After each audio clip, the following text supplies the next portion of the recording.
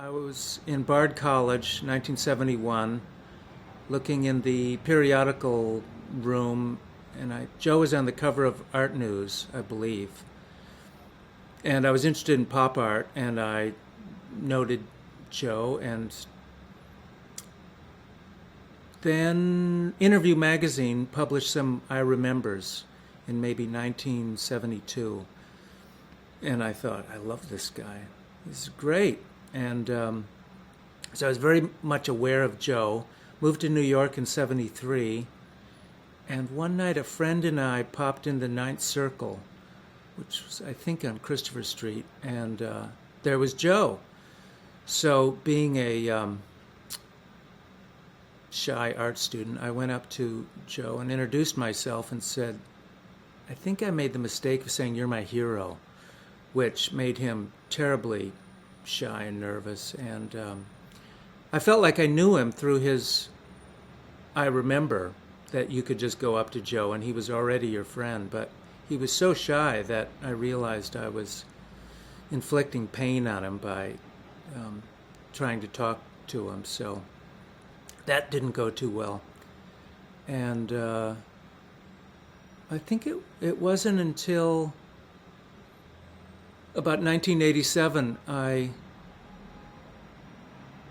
we became friends because I had a show at Charlie Cole's gallery, and Joe liked it and started inviting me out to dinner. And maybe it was because we were on, well, he'd already retired by then, and so that was kind of the beginning with Joe. We'd always go to Barocco for dinner, and he always paid, and he always had a pocket full of cash, and we started.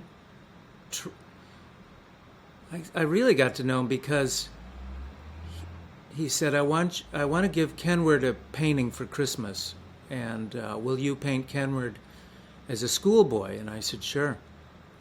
And he said, I can pay you. And I said, no, let's just trade. And he said, I've got the money, I can pay you. And I said, oh, I'd much rather trade with you. So I did the painting, and we traded, I think it was I traded one painting. I couldn't make up my mind. He got out this box out of the back of his loft and filled with paintings, some of which I'd seen at Fishback Gallery. And he was very disparaging about his paintings and said, oh, they're all terrible and you won't want any. And I looked at them, and they were classic Joe Brainards. And I said, are you kidding? These are great. And so my final selection, I had 3 on the floor. One of Kenward's dog, a self-portrait done in Fairfield Porter's studio, and a milk bottle filled with wildflowers. And I said, I can't make up my mind, Joe. Which one should I get? And he said, oh, they're all terrible. And just take all 3. And I said, well, I couldn't do that. That's not fair. And he said, oh, you'd be doing me a favor. If you really want them, just take them. So that's how I started my Joe Brainard collection. I took all 3, and then he wanted me to paint, I don't know, Kenward's birthday was coming up, and he wanted me to paint Kenward's cat. And I said, sure, but why don't you do it? And he said, oh, I couldn't. And I said, Joe, you're a better painter than I am. You paint Kenward's cat. And he said, no, I just couldn't. So that got into a discussion of why he'd retired. And I said, don't you miss the smell of oil paint? And he said, yeah, sometimes. No, you do it. And so I said, Joe, I don't understand why you don't paint. And he said, well, if I painted now, I'd want to paint like John Singer Sargent, and I can't paint like John Singer Sargent, so I'd rather not paint at all.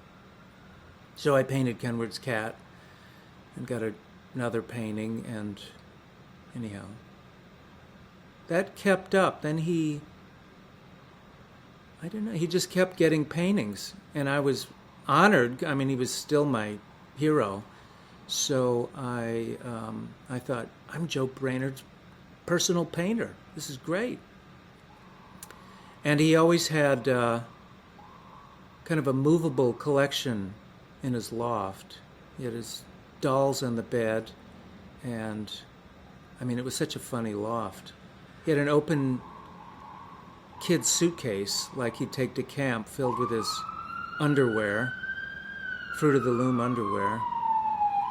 And on the kitchen counter were gold rings and money, and maybe a Rudy Burkhart photograph propped on a table.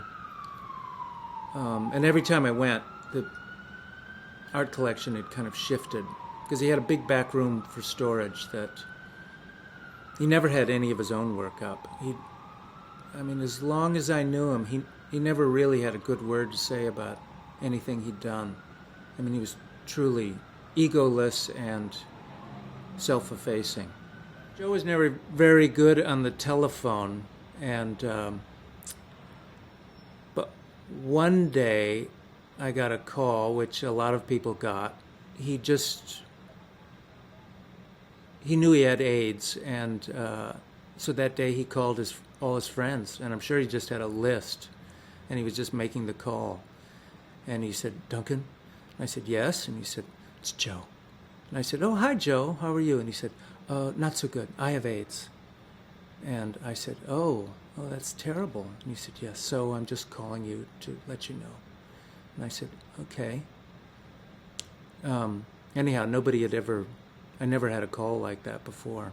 But it was very Joe he didn't want you to hear it through the grapevine. He thought he should tell you. It must have been a very difficult day for him to do that.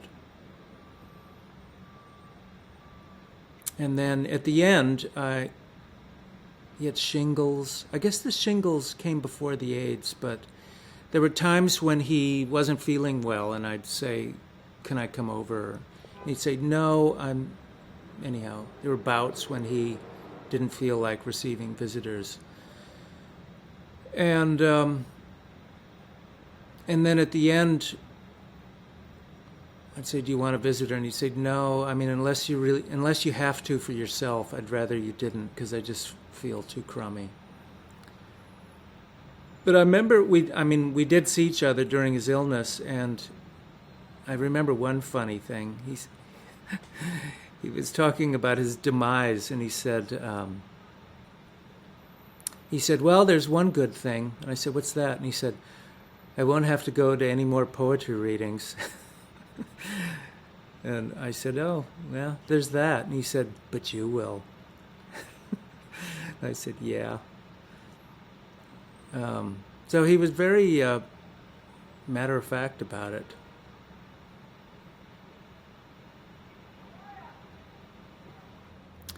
And he collected all kinds of photographs. Every summer when he was in Vermont, I'd get things he'd saved for me, which usually were photographs of children that were kind of kids getting their annual checkups in the doctor's office and things like that, kind of 1950s Leave It to Beaver kind of stuff that he thought was pretty funny, and he thought maybe I could use for my work. So I think after he'd retired, I don't